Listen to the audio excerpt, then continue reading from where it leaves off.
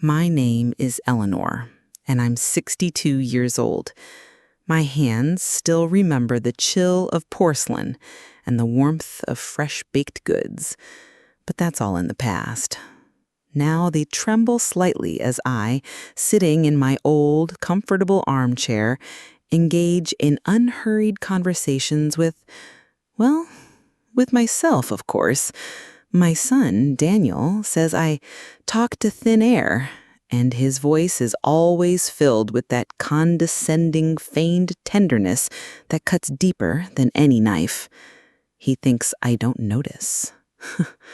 This boy, raised on my best bedtime stories and unconditional love, seems to have forgotten that I didn't just give birth to him, but also taught him to read between the lines. Today was a special day. Daniel arrived with another bouquet of lilies, my favorites, of course, but he gives them with such an air, as if it's not a gift, but another reminder of how he cares for me. He thrust the bouquet into my hands, barely waiting for me to inhale their scent, and immediately launched into his usual spiel. "Mom, you look wonderful, just wonderful." His voice was too cheerful, too false.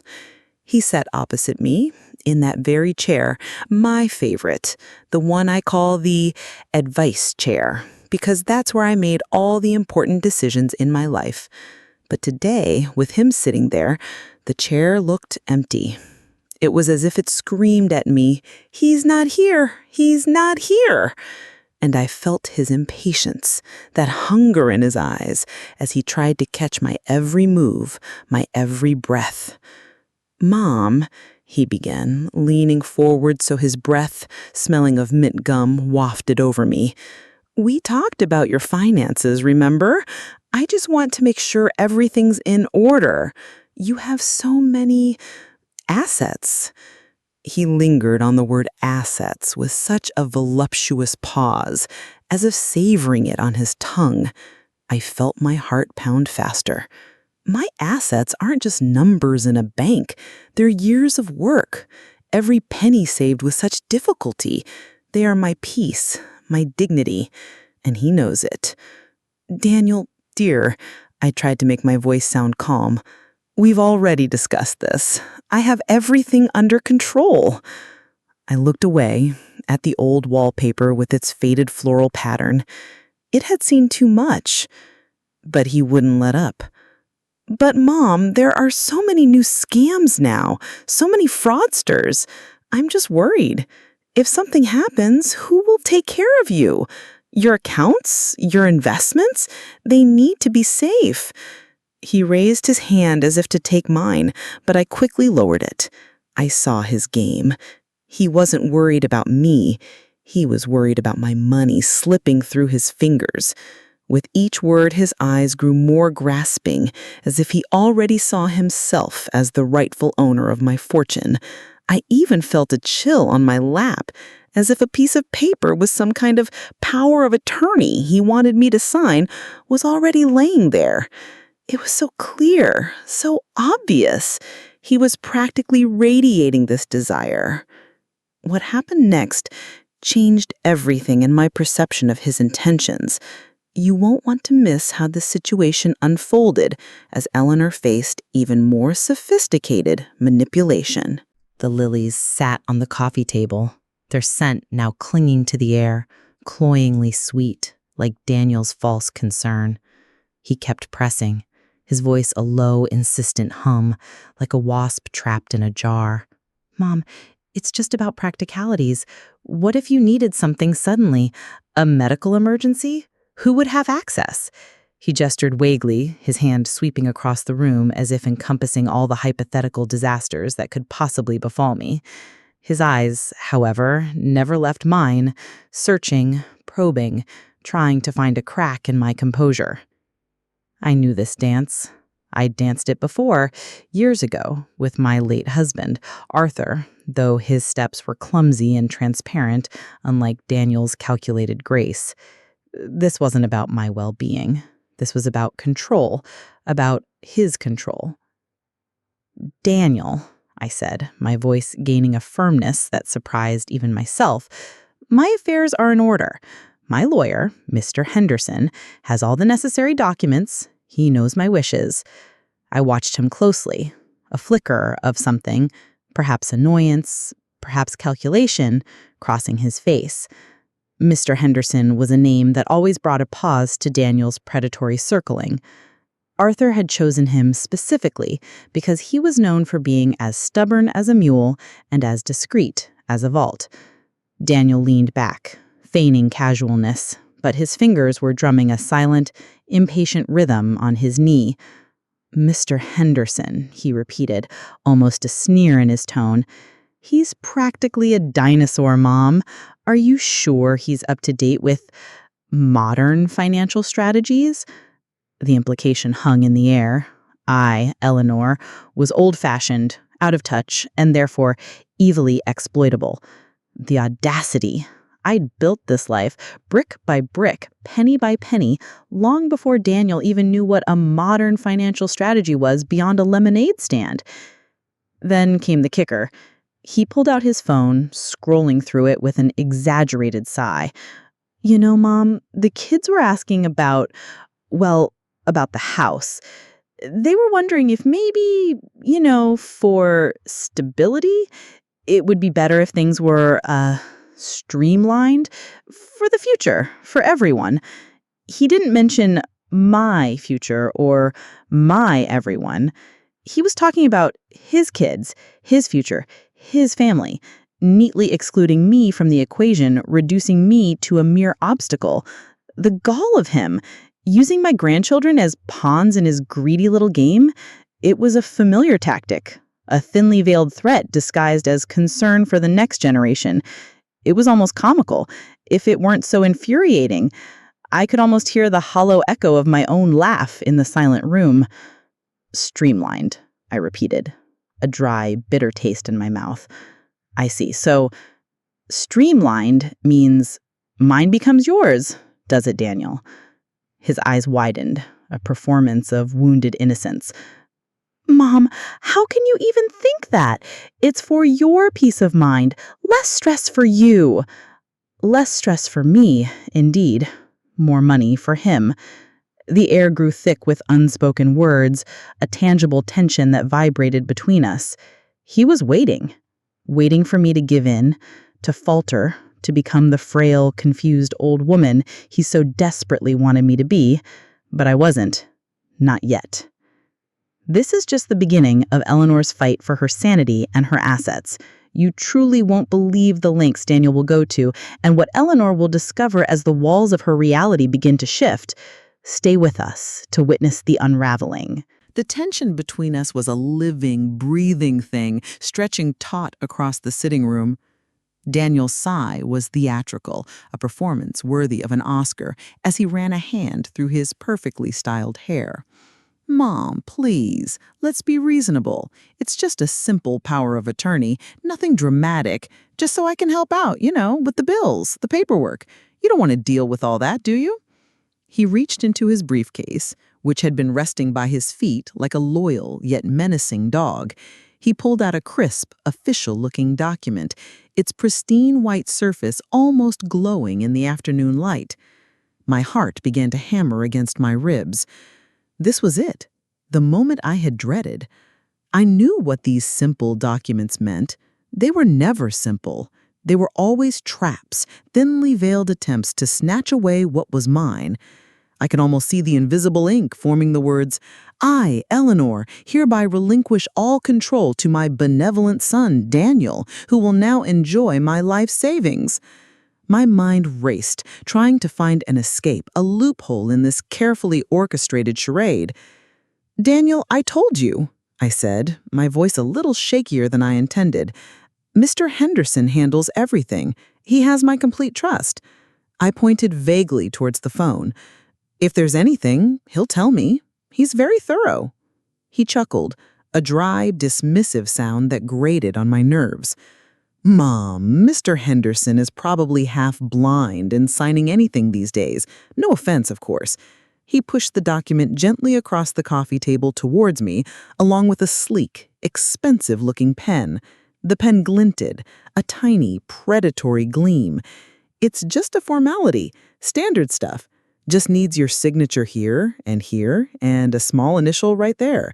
His finger, perfectly manicured, hovered over the signature lines, almost daring me to resist. I stared at the paper. My vision seemed to blur, the words on the page twisting and writhing like snakes. I could almost hear them whispering, telling me to sign, to just get it over with. But then I saw it. A faint, barely perceptible watermark on the paper, a crest I didn't recognize, and a small, almost invisible number in the bottom corner. It wasn't Mr. Henderson's usual stationery, not at all. This was something different, something his. A cold wave of dread washed over me, solidifying my suspicions. He was trying to bypass my lawyer entirely. The sheer audacity, the cold calculation of it. It was a betrayal so blatant it took my breath away. "Daniel," I said, pushing the document back towards him with a trembling hand, "I need to read this carefully, every single word, and I need Mr. Henderson to review it. You know I always do." He frowned, the mask of concern slipping for a brief, terrifying moment, revealing a flash of irritation, almost anger. "Mom, we don't have all day. I have meetings. This is just a basic form for your protection." His voice was tight, strained. He was losing his patience. The room suddenly felt smaller, the air suffocating. I could almost see the dollar signs in his eyes, spinning like slot machines demanding their payout. He looked at me, not as his mother, but as an obstacle to his fortune. A stubborn old woman standing between him and what he believed was rightfully his. It was a horrifying realization, and it filled me with a cold, clear resolve.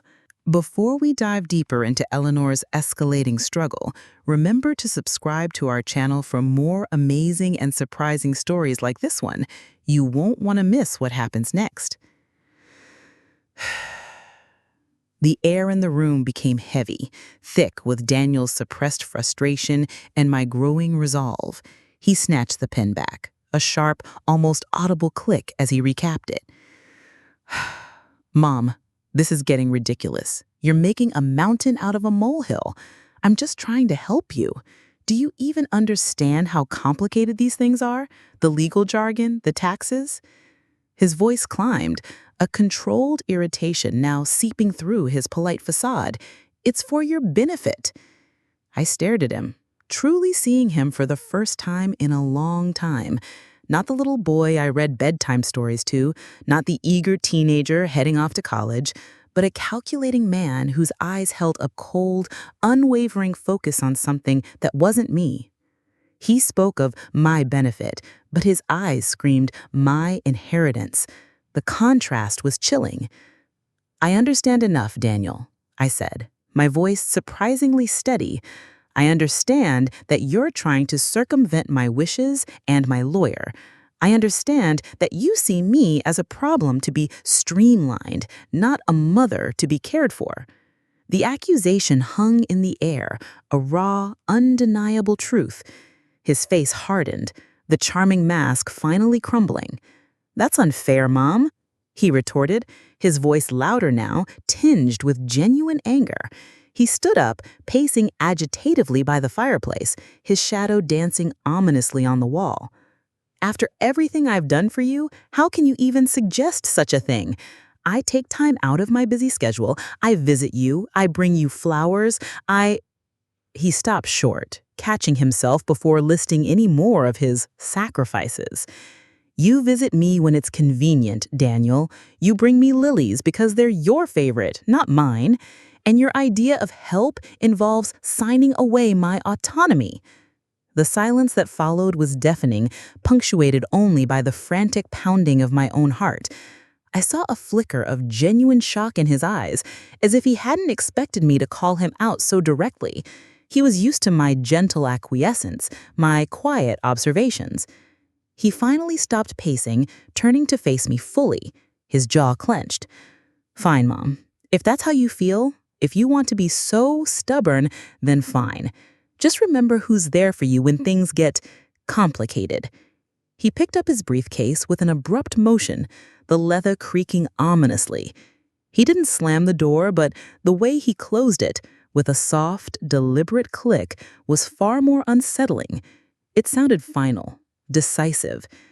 I sat there, alone in the silence, the scent of lilies suddenly suffocating.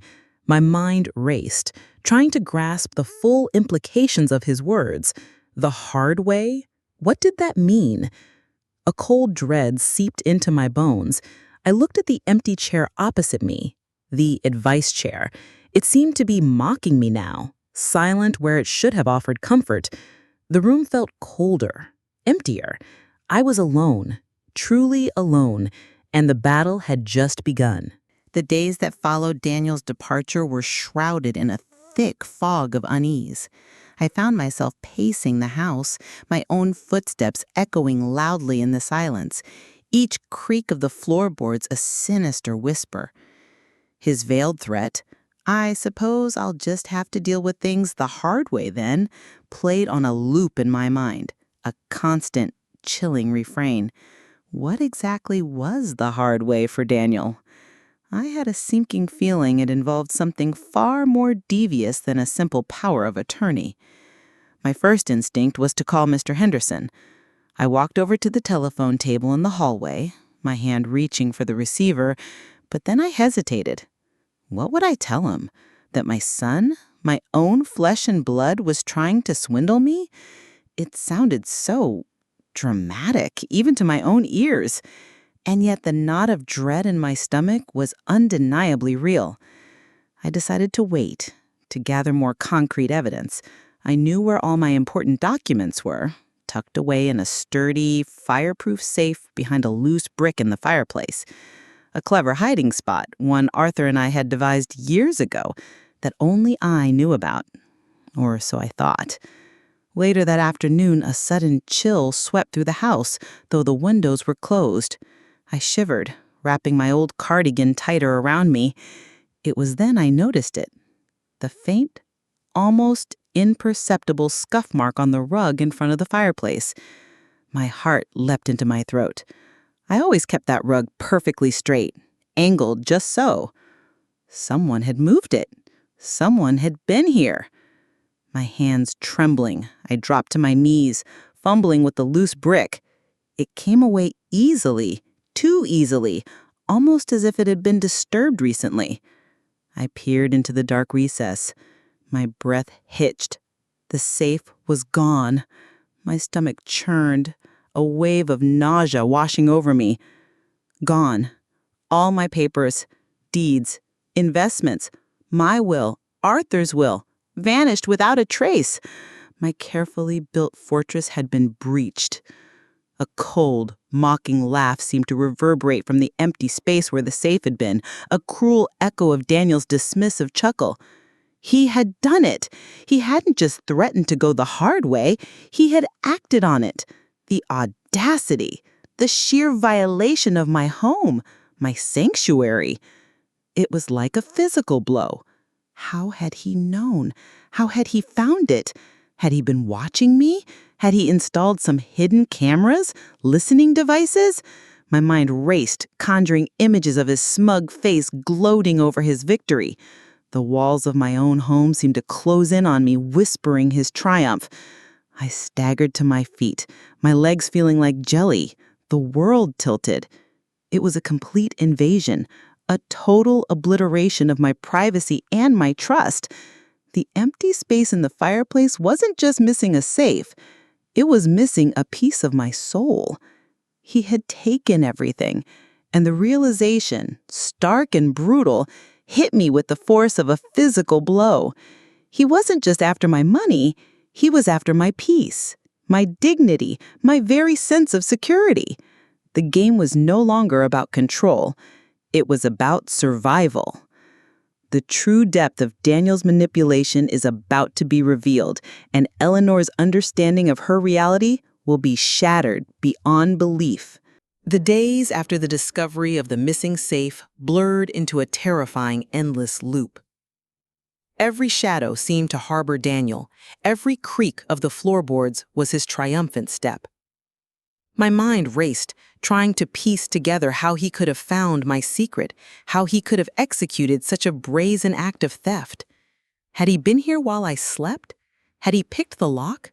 The sheer scale of his betrayal consumed me, leaving no room for anything else. I stopped eating, barely sleeping, the fear gnawing at my insides. My world had shrunk to the four walls of this house, which now felt less like a home and more like a cage. One afternoon, the front door gently opened. I stiffened, my breath catching in my throat, my heart pounding a frantic rhythm against my ribs. It was Daniel. He walked in, not with the smug smirk I expected, but with a soft, almost wistful expression. He wasn't carrying a briefcase, no documents, no threats. In his hand, he held a single, vibrant red rose. My favorite, my actual favorite, not the lilies he usually brought. A wave of confusion washed over me, momentarily eclipsing my fear.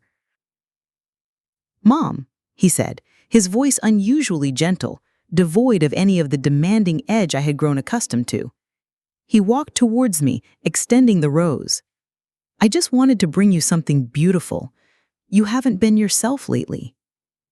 He sat down in the armchair opposite me, not with the predatory lean, but with a quiet, comforting sigh. He even adjusted the cushion behind him. I stared at him, bewildered. This wasn't the Daniel who had threatened me, who had stolen my safe. This was different, too different. My mind struggled to reconcile the two images. He looked at me with genuine concern, his eyes soft, not grasping. Then he began to speak, his voice a low, soothing murmur. "I brought the piano today, Mom. Do you want me to play something for you?" My gaze drifted to the corner of the room. There, against the wall, stood a gleaming grand piano. A piano that hadn't been in this room for years. A piano that, in my mind, had been sold to cover some imagined debt. My head began to throb. A piano! Where did that come from? He walked over to it, his fingers hovering over the keys. "Remember how you used to love it when I played Chopin? Or maybe a little Beethoven?" As his fingers touched the ivory, a melancholic, beautiful melody filled the room. Chopin, Nocturne in E-flat major, my favorite, my absolute favorite. I felt tears prick my eyes, tears that had nothing to do with fear and everything to do with a profound, aching confusion. As the music filled the space, I looked around the room, truly looked, for what felt like an eternity. The faded floral wallpaper, the old, comfortable armchair, and then my eyes caught the window. Beyond it, I saw not my familiar backyard, but a neatly manicured lawn enclosed by a high fence, and beyond the fence, other identical buildings. A uniform, peaceful landscape I didn't recognize.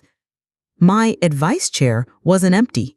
It was filled with a gentle, patient presence, listening to the music, and Daniel's eyes, so full of hunger before, were now filled with nothing but love and a deep, quiet sadness. The melody swelled, and with each note, the fragments of my reality began to shatter, revealing a truth far more profound and heartbreaking than I could have ever imagined. My son wasn't after my money. He was here, by my side, playing music, in a place that was not my home, and the person who had been conversing with an empty chair, the one who had seen betrayal and theft where there was only care and devotion, was me. For 5 long years, I hadn't been battling Daniel for my assets. I had been battling the unseen walls of my own mind, confined within the gentle, watchful care of a psychiatric facility, while my son, faithfully, lovingly, visited his mother, who lived in a different, terrifying reality. The true theft wasn't of my money, it was of my mind, and the most devastating realization was that the monster I had fought was a figment of my own illness. The story of Eleanor's struggle reveals a profound truth about the unseen battles we face. If this revelation shocked you, share your thoughts, and remember to look for the hidden narratives in every life.